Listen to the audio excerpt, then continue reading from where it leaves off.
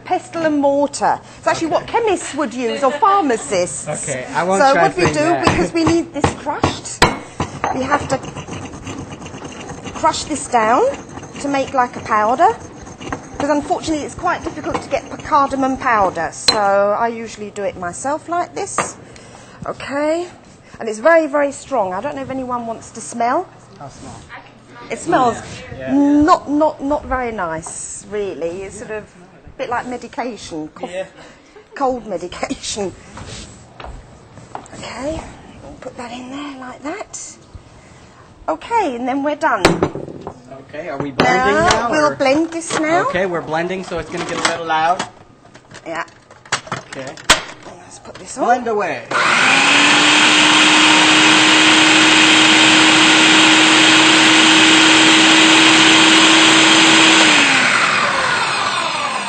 That's it. And that's what you marinate the chicken in. That's what we marinate the chicken in. So I've done this here. Oops, sorry. Now that's it. We'll put that down on low. So we're boiling right here. We're boiling rice, and I also have one curry on the go here, which I cooked yesterday. Okay. So I have one finished here. Anyway, this is then the marinade. That's the consistency that you need then to marinate the chicken. Okay, so this one is finished now. Now the chicken has to go into the oven. I have a 385-degree Fahrenheit oven, and we'll put it in for roughly a quarter of an hour to start roasting, so it bakes nicely. Okay, now stage 2 of the chicken tikka masala, we need a sauce. So the sauce, this is the Campbell's tomato sauce that I was telling you about before. I told the audience before we started the show the story of chicken tikka masala. It was actually found in England, not by in accident. You said, right? By accident, yeah. by sheer accident. They say in Glasgow, which is actually in Scotland, in either the 1960s or 70s. And a customer went to an Indian curry house, and he ordered just plain grilled tandoori Indian chicken, which would be like marinated chicken, just like we've done now, and it's just grilled and it's quite dry. And he was disappointed when he was presented with his meal. He wanted a sauce, and he complained that he didn't have a sauce. So the chef didn't know what to do, and he went back into his kitchen, and the only thing he had was a can of Campbell's tomato soup. So he took that and added a few Indian spices, and voila, it was there. Voila, right? it was there. But of course, we now have it a little bit more, how can I put it? We've advanced on the recipe since then.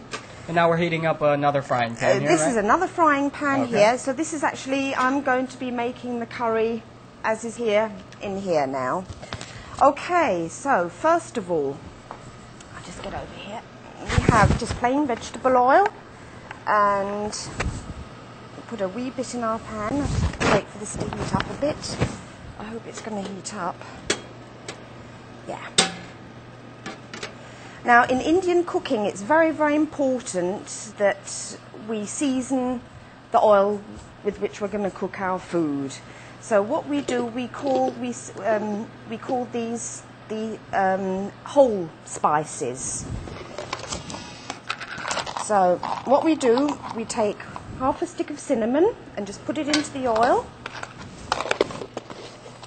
We take 4 cardamom pods and put them into the oil. And again, these are all available in Indian... well, in most grocery stores. Okay. And then, of course, 4 cloves we have here. And we put those in there. And now we just let those fry for about 1 minute to 2 minutes, and these spices, whole spices, are going to season our oil.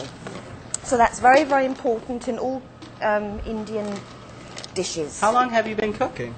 Oh, for over 25 years. Oh, okay. 25 to 30 years. So you're not new at this then? No, I'm not new at this. Why do you have such a passion for cooking? I don't know. I think because my parents did, and my husband does, and I think because you like to eat. We right? like to eat. Okay. My whole family, we all like to eat. And I've just lived in several European countries, from Italy, Austria, Germany, Yeah, I said Italy, and of course United Kingdom, London, and travelled to most European countries and Eastern European countries, Northern Africa, the Middle East, and you just start collecting recipes, and it's just wonderful to try out new things. Absolutely. And I understand that you have this European cooking club. Yes, I'm starting this European cooking club where I have several groups of club members. Each group has a maximum of 5 club members, and we meet up once a month at my kitchen in Troy, and we cook a 3-course meal together. I get all the ingredients and we cook it together, and then sit down at the dining table and enjoy. We have anybody interested in our cooking club? Well, it's a long way, probably. So I'm hoping to be able to show, you know, some people some good European cooking and Northern African and Middle Eastern cooking. So okay, here we're seasoning the oil. I don't know, can you smell anything? Yes, I can. Good. It smells good. Good. It's not a sweet smell. Yeah, it does. Well, that's the cinnamon and the cardamom, and you'll see the cardamon's going to start. The pods are going to sort of start popping. I hope it doesn't. I know. No, it won't. No, it won't. Right, now the next thing. Oh, wow, we have a lot of ingredients. Oh, there's a lot that goes into here. I'm going to need some from over there, too. Okay, so this is what? Onions. 1 large yellow onion, finely chopped. Very chopped up, right? Very finely chopped.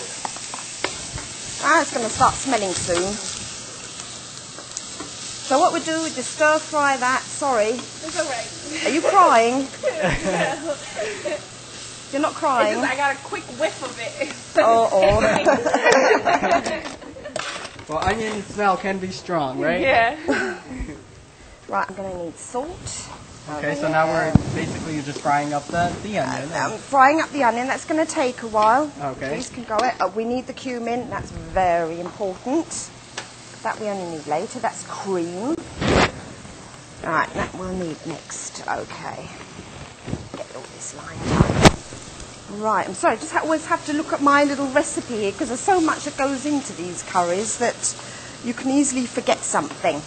Now, the next thing that's important about Indian cooking, when we fry our onions, we always, once they're done and nice and soft, we always add garlic, a garlic ginger paste. So that's fresh ginger. I don't know if everybody knows what fresh ginger looks like.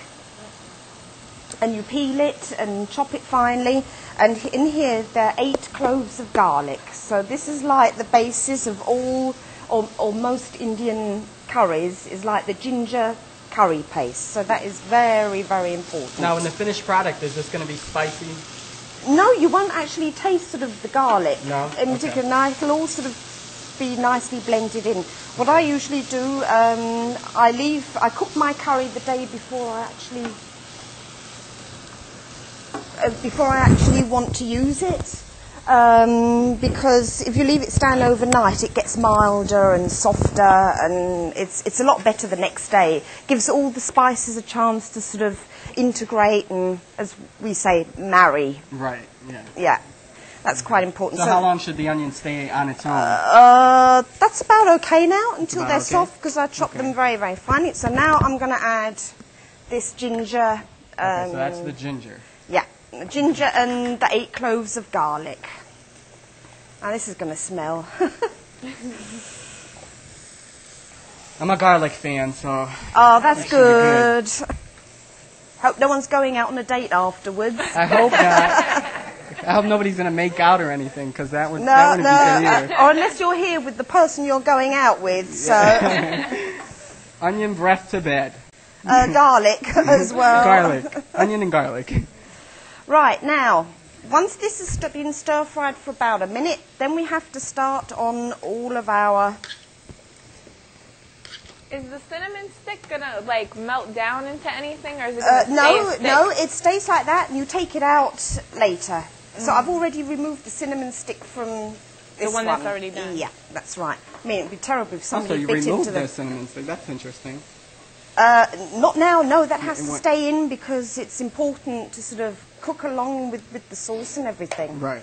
That's important. So now we have a Now we have to add assortment our of ingredients dry here. spices. So first of Okay. all, I'm going to be starting with the salt. So here we need 2 teaspoons of salt. Everything needs salt.